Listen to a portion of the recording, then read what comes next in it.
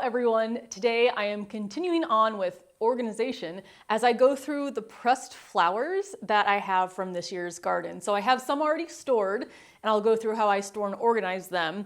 And I also, I think, have some in here. Now I'm the type of person that kind of leaves it and forgets it with the pressed flowers, so it's always kind of like a nice surprise when I open this up and see what's inside. Before I do that though, I do just want to quickly talk about what I do with these pressed flowers because that's probably the question I get asked the most.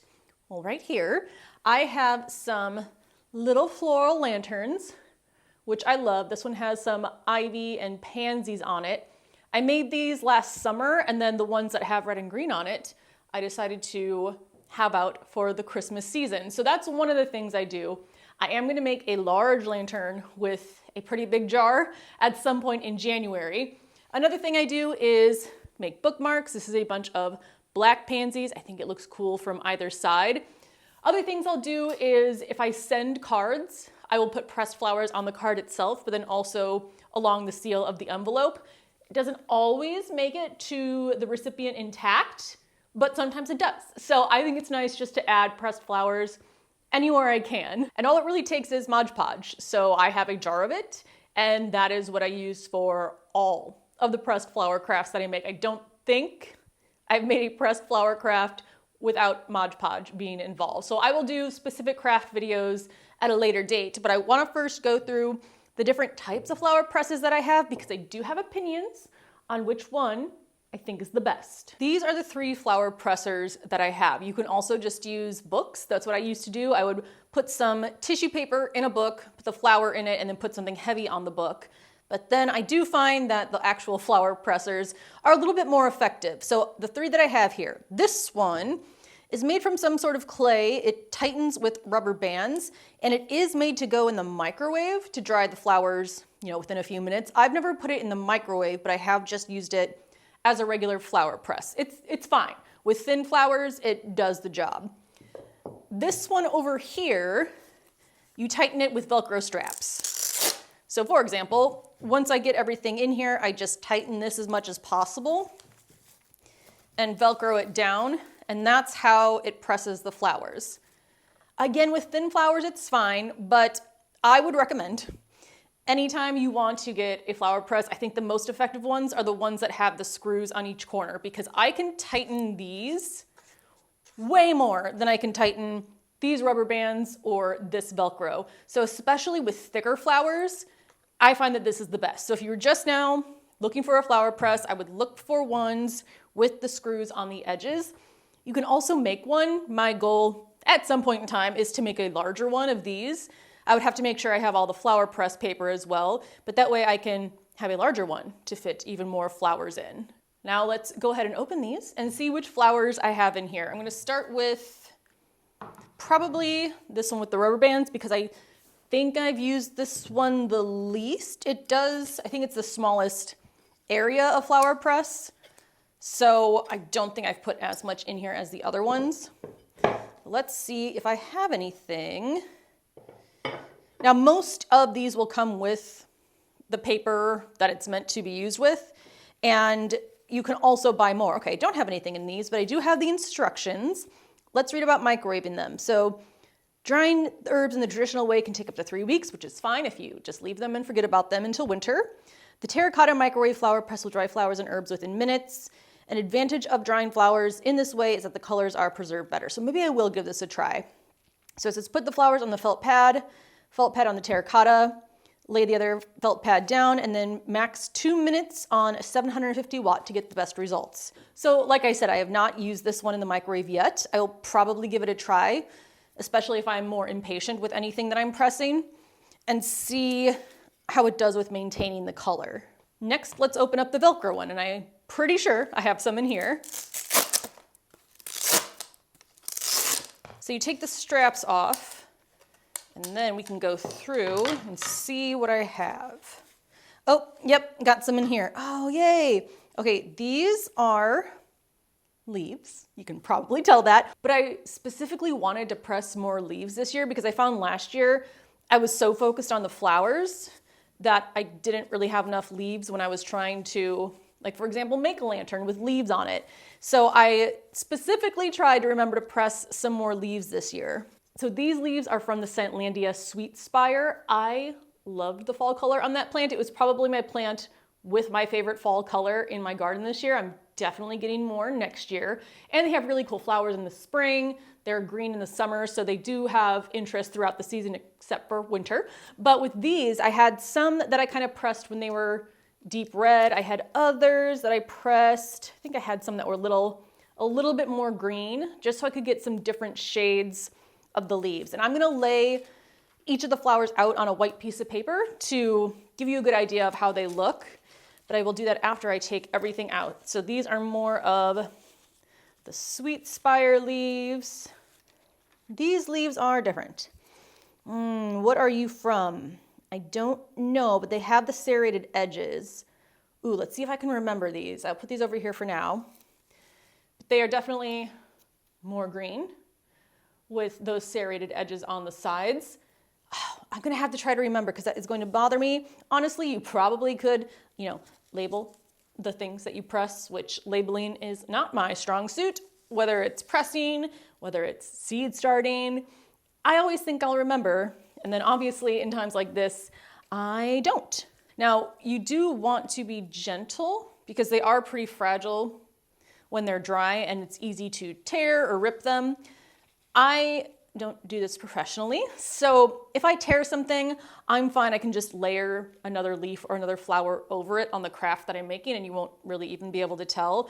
But obviously if you are doing this for something a bit more professional and want them to look nice, just be gentle with these. I know some people also use like plastic tweezers. I'm usually fine just using my fingers unless I get in a rush and then I have torn a few in my lifetime. Next, it looks like we have some flowers, and also the purple is from the Purple Morning Glory that I attempted to press. So we'll see how that turns out. I'm afraid it might be a little bit too thin, but this here, oh, I love this. I think this is the Superbena Pink Cashmere.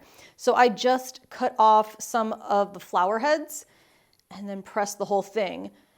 And so, trying to get off without tearing. Again, I'll do close-ups in just a little bit. Pink on these is the color of the Superbena Pink Cashmere. I think the purple is Bleed Through from the Morning Glory, which, I mean, I don't mind. I kind of like that. It kind of looks a little bit tie-dyed, but something to note that some of the colors of the flowers might bleed a little bit. I wonder if that means Morning Glory would be really good for some sort of natural dye because it has really soaked through the flower press papers. The leaves were very easy to peel off. These I'd say are like medium. Once I get it started, they come off pretty easily, but it's just getting that first piece. Oh, I love these so much. Okay, definitely saving more of those next year. Oh, one more here. All right. I don't know if I have high hopes for the Morning Glory because it is, let me get a little bit closer. It's so flattened that it almost feel like it and the press paper have become one, which is interesting. Like I don't even really feel the edge. So what I might do, because on its own, I think this is pretty, I might just use this as something, like use this paper, maybe to write something on, I don't know, but I can already tell that this is going to, yeah, it's already just starting to roll up. So the Morning Glory flowers, I think are too thin to really be worth pressing, but let me know if you've tried it before and have any tips, because these are just one with the paper now. So these are some of the begonias, which, I mean, they dried. They also kind of became super, super thin, but let's see if I can get these off. So the begonias are definitely a little bit more difficult to get off compared to the Superbena. These originally were a very bright pink, and now they've kind of faded to almost like a vintage pinky brown. And I absolutely love that color. So hopefully I can get some of these off without tearing them too much. That was everything in this one. So now we're gonna go to my last one, which is again my preferred style of flower press. Now the only reason I even started to look into other types of flower presses, because this was the original one I got, was just to see if I could be a bit more efficient, because twisting these all the way on and off, I mean, it's not like it takes a long time, but it definitely takes longer than undoing some Velcro straps or putting some rubber bands on it. But it really is worth the few extra seconds of work. So now it seems kind of silly that just because it takes slightly longer than the other ones, I was trying to see if I could do this any faster, but this really has been the best. Even when I was taking some of the flowers out of the one with the straps, it kind of seemed, not that they were still super wet, but they didn't seem quite as crispy as they normally do, but that could just be the flower type. So I'm hoping I have, for example, some begonias in here so that I can see the difference. And I really should do a test like that next year. Try out the same flowers in the different flower presses and see how they do. Got some more leaves. Okay, I got a lot of the Sweet Spire leaves. These are definitely going to go on, I think, the larger lantern that I'm gonna decorate. But even then, it's not like I still have a ton as I start to work through these. They will get used up pretty quickly. So those are the leaves. Next, I have some pansies. These, I would say, are one of my easiest to press. You can see that right there. This is a black one. They dry pretty quickly. They're thin, but not too thin, like the Morning Glory, and they just pop right off. Hope I got more of the black ones, because that is one of my favorite colors, just because it's so unique. I feel like in a pressed flower situation, you don't see a lot of black flowers. These were not a bright red, but like a deep true red. So they definitely get a little bit darker when you dry them. I would say the Super Bina kind of kept its color, except it got mixed in with the purple dye. The begonias definitely lost a little bit of color. They actually got a little bit lighter, whereas these red pansies got a little bit darker, which I like. I kind of like a more moody, before that one, let's go a little bit slower. I kind of like a more like moody color, probably because I'm using most of my pressed flowers in the winter and not in the bright days of summer. Oh, I do have a lot more begonias on here, and they look different. This is interesting. Okay, one second, let me finish the pansies. All right, now the begonias on this one are all brown, so they definitely lost more of their color, probably because they are a little bit more dried out than the other one. They are slightly easier to come off, but I can tell that they are still flowers that will tear very easily. So it's not like the removal process on this type of presser, in fact, they're stuck here, is much better than the other one, just like slightly easier, but still not great. And I don't mind too when flowers are just kind of this color brown, because again, more moody colors, I like that. And I find that if I use more neutral colors on whatever it is that I'm making, for example, if it is a lantern, I can use it throughout the season. Whereas if I went like really hard on red and green, it would probably look a little bit too Christmassy. But we'll see. We'll see what mood I'm in once I start decorating. Ooh, what do we have over here? These are some of the Impatiens, which look like there might be some mold on some of them. So that is interesting. Let's put you over here. Yeah, I'm pretty sure that's mold. So I probably won't use those. Next layer, it looks like we have more Impatiens, and these don't appear to have mold on them. So now I'm wondering what caused that on that one layer. These were either deep purple or light purple. I'm going to assume that the ones that are a lighter brown were the light purple ones. So again, these basically lost their color, but this would again be a good one to try in the microwavable flower press to see if they do maintain their color with that one, because these were really beautiful. Not only were they beautiful colors of lavender and deep purple, but they also had a little bit of shimmer on them, which I don't know if that would show up if they were pressed and maintained their color. So I'm going to 100% try that out next year, because I loved the Impatiens in my garden. All right, we're getting down to the final layers. More pansies, not surprising. Okay, one more black one, 2 total. We'll press more black next year. This flower press is all empty, so now I'm going to put it away, and then we'll do a close-up of the different flowers so you can see what they look like. Let's come in close on some of these now. So these are all the different leaves I pressed, and the only ones I remember is the Sweetlandia Sweet Spire. Again, I harvested most of these in fall, so they are this dark. It comes off a little bit more brown on camera, but there is a red tone to it. But you can also always do the underside of the leaves, which might have a different color pattern to them. So if I wanted something more green, I could put it down that way. If I wanted something that darker red, put it down that way. This is the underside of one of the leaves. And then we have another one here, again, more green on the other side. Maybe these are a hydrangea. I know I took some leaves from one of my hydrangeas. I don't know which one it was, but this is the normal top of the leaf. This is the underside, and the underside actually has some really detailed veining to it. So I might even prefer using the underside of these leaves. Again, more leaves that I don't remember. Maybe one of them is from my hibiscus. I'm not sure. These are all from the same plant though. Again, this is the underside of these two, and they're much darker on the top. So those are all of the different types of leaves that I have. These are the pansies from this round of pressing, and they were definitely the flower I pressed the most, so I still have a ton of them in my storage containers. But these were red pansies with a little bit of yellow, you can see there. This was a full red. Again, it was like a deeper true red, so definitely not this dark. I would say of the pansies, the red has the most color change. And again, you can do the back if you want. I mean, everyone has their own personal preferences. I don't know if the back of these are quite as exciting as the front of these, but you can still do that if you want.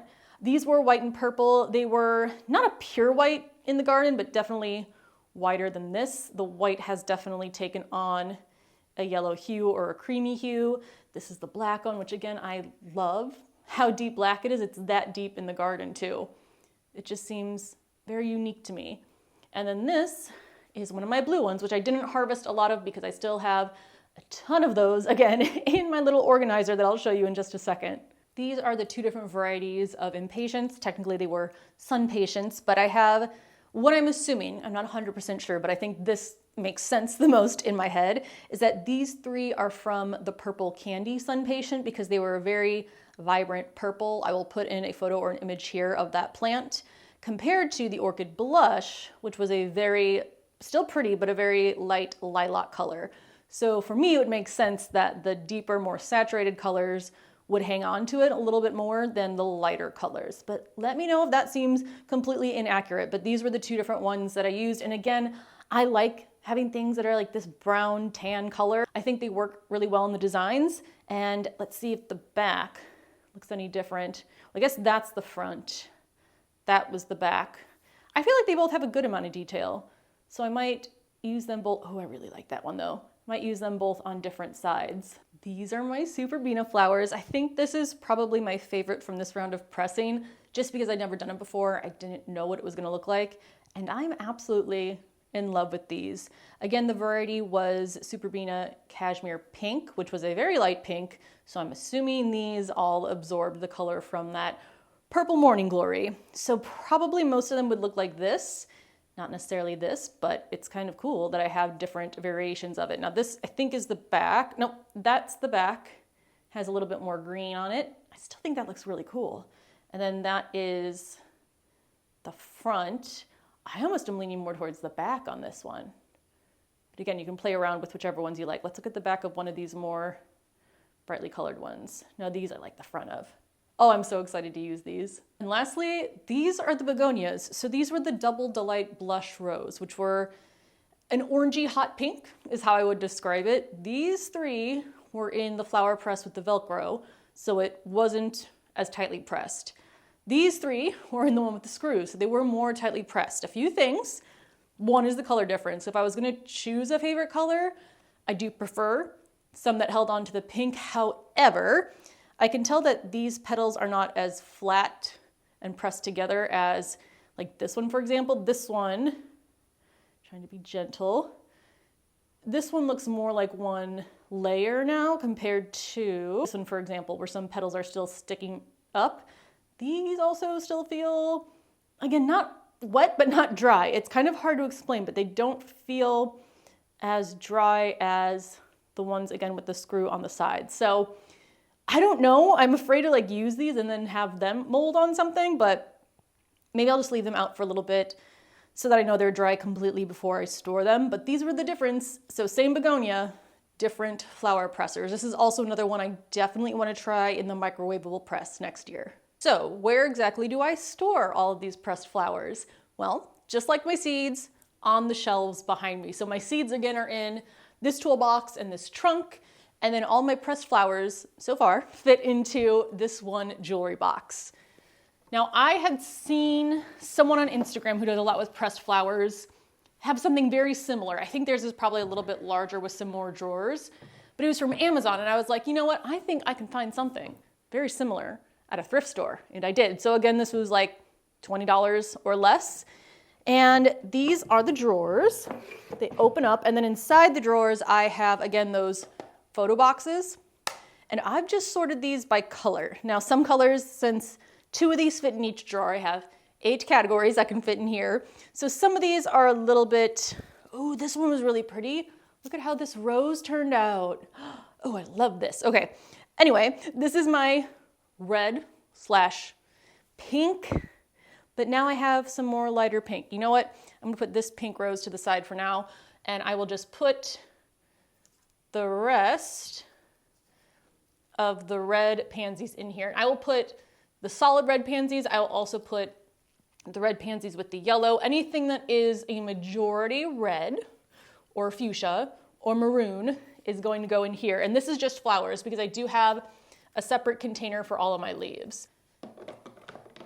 In the bottom drawer, I also have my yellow category, but I don't think I have anything that's mostly yellow. Maybe I'll combine brown with this, but we'll see in just a second as I go through the other color categories. So this one has everything that is blue or purple in it. So I'm gonna grab blue pansy here.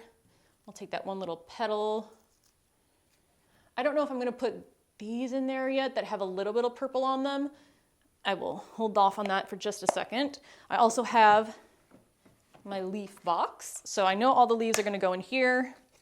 Not only just getting leaves in general, but also getting different sizes. I mean, same thing with the flowers, but I feel like on a plant, the flower size varies less than the leaf size. So I wanna make sure I'm grabbing large leaves, small leaves, so that everything is not just the same size that I'm working with. Now, when I do go to create something, I basically figure out the colors I want and then dump everything out on the table and then start organizing and laying things out afterwards. But that's why for me, I don't really need to organize my leaves too much more specifically than just one box because they're gonna get tossed all out on the table anyway. Let's see what's next. Okay, I have black and white and some green. All right, I think I like this division. So I'm gonna put the 2 black in here. And then I'm gonna do, because it is white, but a lot of the white does turn that kind of brownish cream color. So I'm gonna put all of the ones that are also that brown kind of neutral color in here as well. And all of the white pansies. I am also gonna put all the impatiens in here because even the ones that have a little bit of purple, I would say the main color on them is that kind of light brown color. So all of you are going in here as well. And then last, I don't have anything up here. So I can have a whole separate pink box, which is what I'm gonna do. So I need a box. It's kind of strange that I don't have a pink box yet since that is my favorite color. But since it is, it probably means I don't harvest as many and leave them in the garden. So this rose, all of my Superbena, pink cashmere. I am gonna put in here the begonias that do have that pink to the, actually no, these I'm gonna leave out just in case I wanna leave them on the table to dry for a little bit more and see if that texture just feels a little bit more crispy. And then I will put them in this box if it does. Look how pretty. Oh, that's so exciting. And I have enough room for one more color category, which I don't know which one it'll be. I feel like those are all the colors I have in my garden. Maybe an orange. I probably do need an orange color category. So that's it. That's all the pressed flowers from my garden this year. I hope it kind of helped to see what they look like, especially using the different varieties in the different flower pressers. We'll be doing some projects together. I store them all in this jewelry box as long as they can all fit in here.